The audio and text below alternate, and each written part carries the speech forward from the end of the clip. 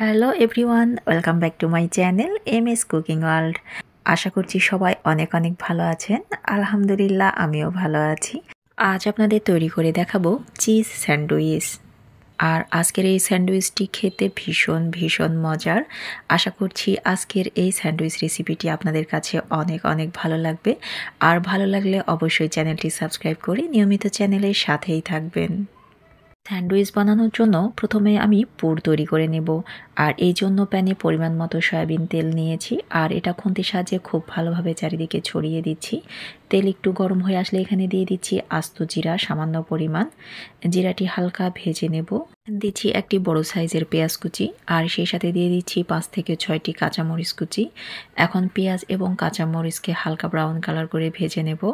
যারা এখনও ভিডিওতে লাইক দেননি তাদের কাছে অনুরোধ করব ভিডিওটিতে একটি লাইক দিয়ে ভিডিওটি কন্টিনিউ করার জন্য।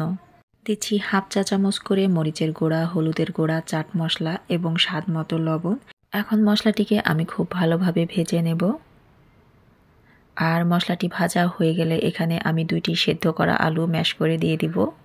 যারা আমার ভিডিওতে কমেন্টস করেন তাদেরকে অনুরোধ করব লাইক দেওয়ার পর কমেন্টস শুরু করবেন, কারণ কমেন্টস অনুযায়ী আমার লাইক কম পড়ে আর সেই বিষয়টি আমার কাছে মোটেও ভালো লাগে না।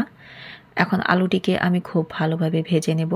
এমনভাবে এটা ভাজতে হবে যেন একটি আলুর সাথে আরেকটি আলু যেন না মিশে যায়।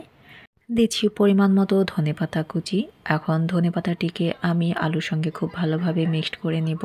যারা আমার চ্যানেলে আজকে প্রথম এন্ট্রি করেছেন তাদের কাছে অনুরোধ করব চ্যানেলটি সাবস্ক্রাইব করে নিয়মিত চ্যানেলের সাথেই থাকবেন। পুরটি আমার একদম রেডি হয়ে গেছে। এখন এটিকে আমি উঠিয়ে নিচ্ছি। আমি এখানে একটি ব্রেড নিয়েছি আর ব্রেডের ভিতরে এভাবে পুরটাকে আমি দিয়ে নিচ্ছি। আমি পুরো ব্রেড জুড়ে এই পুরটাকে দিয়ে নিব, অর্থাৎ একটু মোটা করে দিয়ে নিব। আপনারা যেমনটা খেতে পছন্দ করেন ঠিক সেভাবে অ্যাড করবেন। এটা পুরোটাও আমি ভর্তি করে দিব, এতে করে খেতে অনেক মজা লাগবে।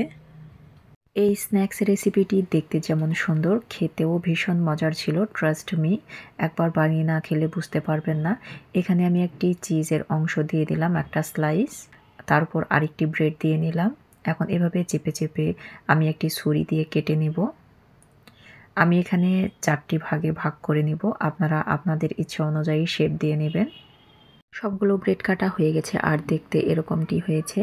এখন একটি মিক্সিং বোলে আমি নিয়ে নিচ্ছি 1 কাপ ময়দা, দিচ্ছি স্বাদ মতো লবণ আর সেই সাথে দিয়ে দিচ্ছি 1/3 চা চামচ লাল মরিচের গুঁড়া। এখন আমি খুব ভালোভাবে এটিকে মিক্সড করে নিব। চাইলে এখানে আপনারা চিলি ফ্লেক্সও অ্যাড করতে পারেন। দিচ্ছি পরিমাণ মতো পানি আর এখানে আমি একটু একটু করে পানি দিয়ে পারফেক্ট একটি বেটার তৈরি করে নেব। এমনভাবে বেটারটি তৈরি করতে হবে যেন এটা খুব ঘনও না হয় আবার যেন খুব পাতলাও না হয়, একদম মাঝারি আকারের হতে হবে। এখন ব্রেডটিকে আমি ভিজিয়ে নেব। চাইলে এই কাজটি আপনারা ডিমের সঙ্গেও করতে পারেন, অর্থাৎ ডিম দিয়েও করে নিতে পারেন। এখন ব্রেডটিকে আমি ব্রেড ক্রাম্বসের উপরে রাখবো আর ব্রেড ক্রাম্বসটিকে আমি চারিদিকে ছড়িয়ে ছিটিয়ে দেব, অর্থাৎ ব্রেড ক্রাম্বস দিয়ে এটাকে আমি ভেজে নেব। দেখতে পাচ্ছেন কিভাবে এটাকে আমি মাখিয়ে নিচ্ছি।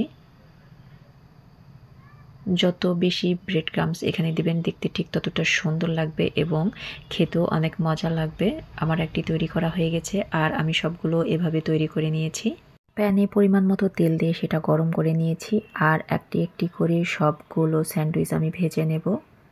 তবে এই সময় চুলার তাপমাত্রাকে আপনাকে মিডিয়ামের চাইতে একটু কমে রাখতে হবে। আর আমি একটি স্টিলের চিমটার সাহায্যে এভাবে উল্টে নিচ্ছি। আর এই কাজটি একটু ঘন ঘন করতে হবে, অনেকক্ষণ পরপর করলে দেখা যাচ্ছে যে পুড়ে লেগে যাবে। আর আমি যেহেতু এটাকে একটু মোটা করেছি তাই চারিদিক আমি এভাবে ভেজে নেব কিছুক্ষণ পরপর। দেখতে পাচ্ছেন যে আমি কিভাবে ভেজে নিচ্ছি। এই নাস্তাটি আপনারা বাচ্চাদের স্কুলের টিফিন হিসেবে ব্যবহার করতে পারেন, আবার চাইলে বিকেলে চায়ের সাথে টা হিসেবেও আপনারা খেতে পারেন। এই নাস্তাটি এতটাই মজার ছিল, কিছু আসলে বলার নেই। আমার সবগুলো স্যান্ডউইচ ভাজা হয়ে গেছে, এখন আমি এগুলোকে তেল ঝরিয়ে উঠিয়ে নিচ্ছি। আমার সবগুলো স্যান্ডউইচ ভাজা হয়ে গেছে আর দেখতে মাশাআল্লাহ এমনটি হয়েছে। আমার চিজ স্যান্ডউইচ বানানোর রেসিপিটি আপনাদের কাছে কেমন লেগেছে অবশ্যই কমেন্টসে জানাবেন। ভালো লাগলে লাইক, কমেন্ট এবং বেশি বেশি শেয়ার করবেন। মনে রাখবেন আপনার একটি শেয়ার হাজারো মানুষের কাছে পৌঁছে দেবে আমার রান্নার রেসিপি। আমি একটি স্যান্ডউইচ ভেঙে দেখাচ্ছি যে ভেতরটা কেমন হয়েছে।